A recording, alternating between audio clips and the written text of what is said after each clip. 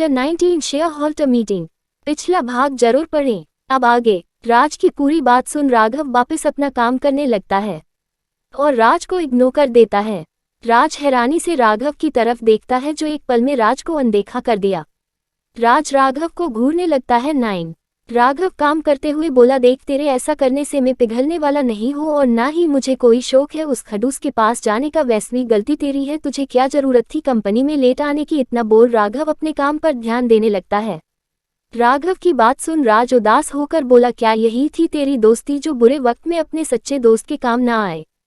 इतना बोल राज नाटक करते हुए बोला, अरे भूल गया जब वो खड़ूस तुझे कितना सारा काम करने को देता था तब मैं ही था जो तेरी हेल्प करता था और आज तू मेरी छोटी सी हेल्प नहीं कर पा रहा है। क्या यही है तेरी दोस्ती है। इतना बोल राज जाने का नाटक करने लगता है। ये देख राघव अपना काम छोड़कर राज के पास आते हुए बोला, मुझे पता था कि एक दिन तेरे वजह से मुझे भी नौकरी से हाथ धोना पड़ेगा। राघव की बात सुन राज उसके गले में हाथ डालकर बोला, अरे तो क्यों चिंता कर रहा, मैं हूं ना तेरे साथ। अब चल। और दोनों सुपरवाइजर के केबिन की ओर चले जाते हैं। दूसरी तरफ मीटिंग रूम में सभी शेयर होल्डर अपनी अपनी कुर्सी पर बैठे इस बारे में बात कर रहे थे कि आखिर किसे नया सीईओ चुना जाएगा और उन सभी के सामने एक ही खाली कुर्सी थी जिस पर नया सीईओ को बैठना था। सभी की नजरें उस खाली कुर्सी के ऊपर टेकी हुई थी और उसके पास वाली कुर्सी पर राकेश जी बैठे हुए थे। उस समय उनके चेहरे पर कोई भाव नजर नहीं आ रहे थे। तभी के उनके पास बैठे दूसरे शेयर होल्डर जिसकी नजर भी सीईओ की कुर्सी पर थी, वो राकेश जी से बोला, मिस्टर ठाकुर आपको क्या लगता है कैसे चुना जाएगा। उस शेयर होल्डर की बात सुन राकेश जी अपने चेहरे पर टेढ़ी मुस्कान लाते हुए बोले, इसमें इतना क्या सोचना, जयदेव सिंह और जिसके पास जाना पावर होगी वही होगा नया सीईओ। राकेश जी की बात सुन वो शेयर होल्डर जिसके पास 15% कंपनी के शेयर थे उसे पता था कि सबसे ज्यादा शेयर मोहन जी के पास ही है, इसलिए उसे थोड़ी घबराहट होने लगती है और अपने सामने रखे पानी के गिलास से पानी पीने लगता है। ये देख राकेश जी के चेहरे की मुस्कान और बड़ी हो जाती है। अब उन्हें बस अपने पिताजी के फैसले का इंतजार था कि उनका बेटा रोहित ही सीईओ बने। तभी मीटिंग रूम का गेट खुलता है। सभी लोग उस तरफ देखते हैं तो सामने रघु जी के साथ मीरा और रोहित खड़े हुए थे। रघु जी मीरा और रोहित को उनकी कुर्सी पर बैठने का बोलकर खुद सीईओ की कुर्सी के पास आकर खड़े हो जाते हैं। मीरा और रोहित के बैठने के बाद अब टोटल 12 शेयर होल्डर थे जिनमें 8 आदमी और 4 महिला थी। सभी को देख रघु जी अपने हाथ में लिए फाइल को खुलते हुए बोले, आप सभी को पता ही होगा कि बड़े साहब की तबीयत खराब होने से कंपनी में जो प्रॉब्लम आ रही है उनको देखते हुए अब बड़े साहब ने यह फैसला किया है कि उनके जगह किसी और को इस कंपनी का नया सीईओ बना दिया जाए और इसीलिए आज हम सभी लोग यह मौजूद है ताकि वोट करके किसी और को सीईओ बनाया जाए। इतना बोल रघु जी सभी की तरफ देखने लगते हैं तो सभी लोग उनके आगे बोलने का इंतजार कर रहे थे। रघु जी गहरी सांस लेकर बोले, तो ठीक है, आप सभी अपने अपने वोट जिसे देना चाहते हैं उसका नाम लिखकर उस पर्ची को टेबल पर रखे बॉक्स में डाल दो और मेरे पास बड़े साहब की पर्ची है जिसमें उन्होंने जिसे वोट किया है उसका नाम है। इतना बोल रघु जी सभी को वोटिंग शुरू करने का इशारा करते हैं। मीरा अपने सामने रखी पर्ची को उठाकर सोचती है कि वो किसका नाम लिखे, फिर उसकी नज़र अपने पास बैठे रोहित पर जाती है और वो उसका नाम लिख देती है। उसके हिसाब से उसका भाई ही बेस्ट है सीईओ पद के लिए। रोहित को भी मीरा का नाम लिखकर उस बॉक्स में डाल देता है और राकेश जी अपने बेटे का नाम लिखकर उस पर्ची को बॉक्स के अंदर डाल देते हैं। इस तरह सभी लोग अपने अपने पसंद के व्यक्ति का नाम लिखकर पर्ची को टेबल पर रखी बॉक्स में डाल देते हैं। सभी के वोट डालने के बाद रघु जी सभी के सामने उस बॉक्स की सारी पर्ची को निकाल कर टेबल पर रखते हुए बोले, अब मैं सारी पर्ची की काउंटिंग करके आप सभी को बताता हूँ कि किस कितने वोट मिले हैं। सभी लोग हाँ में अपना सिर हिला देते हैं। रघु जी एक एक पर्ची को उठाकर उस पर लिखे नाम पढ़ने लगते हैं और आखिर में सभी को देखते हुए बोले, इस हिसाब से जिन्हें सबसे ज्यादा वोट मिले हैं उनके नाम हैं।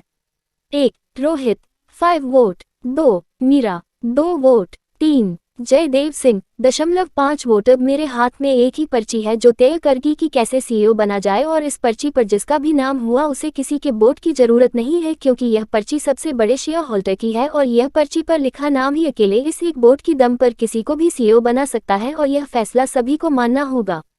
रघु जी की बात सुन सभी लोग हाँ में सिर हिला देते हैं क्योंकि सभी को पता है मोहन लाल जी का फैसला ही आखिर फैसला होगा। इधर मीरा इस बात कंफ्यूज थी कि आखिर उसे किसने वोट दिया होगा जबकि वो कभी भी कंपनी नहीं आई।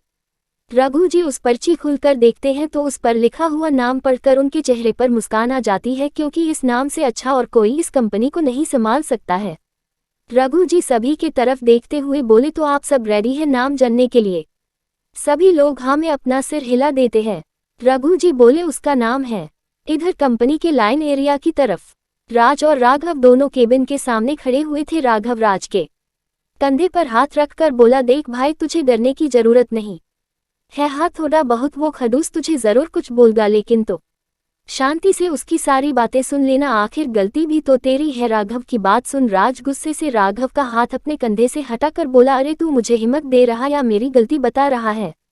राज की बात सुन राघव बोला, एक तो मैं तुझे हिम्मत दे रहा हूँ और तो ये कि मुझ पर ही गुस्सा कर रहा है। इतना बोल राघव वापस जाने लगता है। राज उसका हाथ पकड़ कर बोला, अरे भाई मैं तो बस मजाक कर रहा था और तो बस यही खड़ा रहे, मैं जाता हूँ ना अंदर। इतना बोल राज केबिन का गेट खुलकर बोला, क्या मैं अंदर आ सकता हूँ सर? आज के लिए बस इतना ही। क्या राज ले पाएगा सुपरवाइजर के साइन? और किसका नाम है उस पर्ची पर? जानने के लिए पढ़े अगला भाग। मीरा बनी सीईओ और राज का नया रूप। पिछला भाग जरूर पढ़ें। अब आगे। केबिन के अंदर एक 4 इंच का आदमी जिसके सिर पर एक बाल नहीं था, वो कंप्यूटर के सामने कुर्सी पर बैठे कर काम कर रहा होता है। तभी उसे केबिन के गेट की तरफ से किसी की आवाज सुनाई देती है जो कि अंदर आने की परमिशन मांग रहा था, और उसका नाम अंकित तिवारी था। अंकित तिवारी बैठे हुए ही कुर्सी को मोड़ कर देखता है तो उसे सामने राज खड़ा हुआ देखता है, जिसे देख अंकित तिवारी राज को अंदर आने का इशारा करता है। राज अंकित तिवारी के सामने जाकर खड़ा हो जाता है। अंकित तिवारी राज को देखते हुए बोला, तुम तो बड़ी जल्दी आ गए यार। तिवारी की बात सुन राज बोला, सर वो मुझे कुछ जरूरी काम। अंकित तिवारी राज की बात को बीच में ही रोकते हुए बोला, मुझे पता था कि तुम हर बार की तरह इस बार भी यही बोलोगे कि कुछ जरूरी काम की वजह से तुम लेट आए होगे, लेकिन तुम ये पता होना चाहिए कि यह कंपनी है ना कि तुम्हारे बाप। अंकित तिवारी की बात सुन राज गुस्से से अंकित तिवारी की कॉलर पकड़ते हुए उसे ऊपर उठाकर बोला, सुन रे तिवारी के बच्चे, मैं कुछ बोल नहीं रहा हूं तो क्या तू कुछ भी बोल सकता है? और बाप के ऊपर तो जाना ही नहीं, वरना यही तुझे लाश बना दूंगा, समझा? अंकित तिवारी हाँ में सिर हिलाकर बोला, ठीक है मेरे बाप, पहले मुझे नीचे तो उतार। राज सुपरवाइजर अंकित को आराम से नीचे उतार कर उसकी शर्ट की कॉलर सही करते हुए बोला, सर इसके लिए सूरी, और क्या आप यहाँ साइन करोगे? राज एक कागज के पन्ने नीचे टेबल पर रखते हुए बोला। अंकित तिवारी इतना डर चुका था कि बिना ये देख कि कागज पर क्या लिखा है वो जल्दी से टेबल से पेन उठाकर साइन कर देता है। राज कागज अपने हाथ में लेकर बोला, थैंक यू सर। इतना बोल राज केबिन से बाहर निकल जाता है। राज के जाने के बाद अंकित तिवारी अपने सीने पर हाथ रखकर बोला, अरे यार क्या है यह आदमी, मतलब कि सदा ही सीधा बना रहने वाला आदमी आज किसी गुंडे से कम नहीं लग रहा था। राज केबिन के बाहर आकर देखता कि राघव शोक में खड़ा हुआ था। राज अपना हाथ आगे कर राघव के कंधे पर हाथ रखकर राघव को हिलाकर बोला, तुझे क्या हुआ? राघव होश में आकर राज से बोला, भाई वो सब क्या था यार, मतलब कि तूने उस खड़ूस को कॉलर से पकड़कर ऊपर उठा लिया। राज राघव के कंधे पर हाथ रखकर बोला, ज्यादा कुछ नहीं हुआ, चल अब काम करते हैं, और दोनों लाइन एरिया की तरफ चले जाते हैं। दूसरी तरफ मीटिंग रूम में रघु जी सब की ओर देखते हुए बोले, जिसे सबसे बड़े शेयर होल्डर ने वोट किया है उसका नाम है मिसेस मीरा ठाकुर। मीरा का नाम सुन सभी लोग शौक से मीरा की तरफ देखने लगते हैं। मीरा के लिए भी ये किसी शौक से कम नहीं थी कि उसे सीईओ बनाया जाएगा, और मीरा सभी को खुद की तरफ देखता देख मीरा अपना सिर नीचे कर लेती है। रोहित धीरे से मीरा के कान में बोला, वाओ मीरू, दादाजी ने सीईओ पद के लिए तुझे चुना है। मीरा कुछ नहीं बोलती है, बस सिर हिला देती है। उसे ऐसा लग रहा था किसी ने उसके ऊपर बहुत ज्यादा भार डाल दिया हो।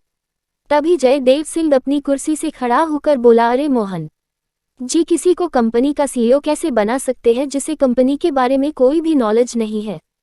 जयदेव सिंह की बात सुन रोहित गुस्से से अपनी कुर्सी से खड़े होकर बोला, सर आप कैसे मेरी बहन के बारे में ऐसा बोल सकते हैं कि उसको कोई नॉलेज नहीं है? अरे वो विदेश से बिजनेस की पूरी पढ़ाई करके आई है, उसे इस फील्ड में आपसे ज्यादा नॉलेज होगी। राकेश जी रोहित को देखते हुए बोले, रोहित क्या तुम्हें किसी बड़े व्यक्ति से कैसे बात करते हैं ये बताना पड़ेगा। अपने देव की बात सुन रोहित जयदेव सिंह को सूरी बोलकर फिर से अपनी कुर्सी पर बैठ जाता है। जयदेव सिंह रघु जी की तरफ देखकर बोला, रघु जी बोलो मुझे कि कोई लड़की इस कंपनी को संभाल पाएगी या यह एक मजाक है बस? रघु जी जयदेव सिंह को देखते हुए बोला, तो क्या आप बड़े साहब के फैसले पर शक कर रहे हैं? रघु जी की बात सुन जयदेव सिंह वापस अपनी कुर्सी पर बैठ जाता है। तभी एक और शेयर होल्डर खड़े होकर बोला, लेकिन हम कैसे एक नई लड़की को सीईओ का पद दे सकते हैं? और इसी तरह 2-3 शेयर होल्डर भी बोलने लगते हैं। रघु जी सबको शांत करते हुए बोले, ठीक है आप सब यही चाहते तो एक बीच का रास्ता निकालते हैं। रघु जी अपने हाथ में लिए फाइल को खोलकर बोले, बड़े साहब को पहले से पता था कि आप लोग जरूर मीरा बेटिया की काबिलियत पर शक करोगे, इसलिए उन्होंने ये कॉन्ट्रैक्ट बनाया है जिसमें लिखा कि अभी कंपनी की जो खराब हालत है उसे देखते हुए ये कॉन्ट्रैक्ट है कि अगर मीरा ने 6 माह के भीतर वापस कंपनी की हालत सही नहीं हुए तो किसी और को आप सीईओ बना सकते हैं। रघु जी की बात सुन सभी को उनकी बात और कॉन्ट्रैक्ट ठीक लगता है और सभी हाँ में अपना सिर हिला देते हैं कि उन्होंने मीरा को सीईओ बनाने में अब कोई प्रॉब्लम नहीं है। रघु जी सभी हाँ सुनकर मीरा की तरफ देखकर बोले, मीरा बेटी अब आप आकर सीईओ की कुर्सी पर बैठकर इन पेपरों पर साइन कर दीजिए। रघु जी की बात सुन मीरा रोहित की तरफ देखने लगती है तो रोहित उसके कंधे पर हाथ रखकर बोला, तुम कर सकती हो। मीरा सिर हिलाकर अपनी कुर्सी से खड़ी हो जाती है और रघु जी के पास पूछ जाती है।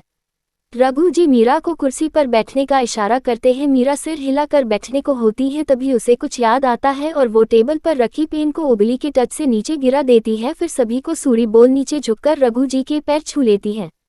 रघु जी जिनकी नज़र इस समय फाइल पर थी, उन्हें किसी के हाथ अपने पैर को टच करने का एहसास होता है तो वो अपना सिर नीचे करके देखते हैं कि मीरा उनके पैर छूकर उनको ही देख रही है, जैसे कह रही हो कि पहले आपका आशीर्वाद चाहिए, डेट तभी मैं सीईओ की कुर्सी पर बैठोगी। ये देख रघु जी की आंखों में नमी आ जाती है और वो आसपास देखते हैं तो किसी का ध्यान उन पर नहीं था। ये देख रघु जी जल्दी से मीरा के सिर पर हाथ रख उसे आशीर्वाद दे देते हैं। मीरा नीचे पेन लेकर खड़ी हो जाती है और सीईओ की कुर्सी पर बैठकर कॉन्ट्रैक्ट पेपर पर अपने साइन कर देती है। मीरा फिर सब की तरफ देखकर बोली, मैं पूरी कोशिश करूंगी कि आप सब लोग और दादाजी ने जो मुझ पर इतना विश्वास किया है मैं उस पर खरी उतर सको। मीरा की बात सुन सभी लोग तालियां बजाने लगते हैं, लेकिन बस 2 आदमी के चेहरे पर कम मुस्कान थी और वो और कोई नहीं बल्कि मीरा के अंकल और जयदेव सिंह थे। और रोहित यह बात नोटिस कर लेता है पर वो अभी कुछ नहीं कहता है क्योंकि आज उसकी बहन के लिए बड़ा दिन था जिसे वो खराब नहीं कर